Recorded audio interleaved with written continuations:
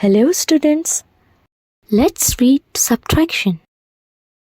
Listen carefully and repeat. Subtraction, count and subtract.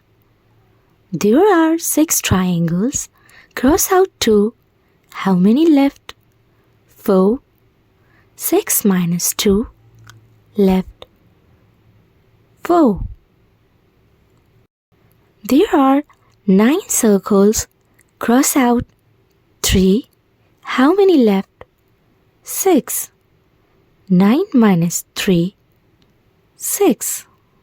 There are 8 diamonds. Cross out 4. How many left? 4. 8 minus 4 left 4. There are 10 squares.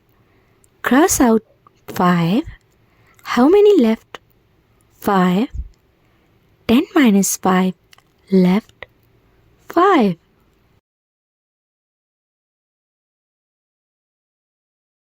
Happy learning!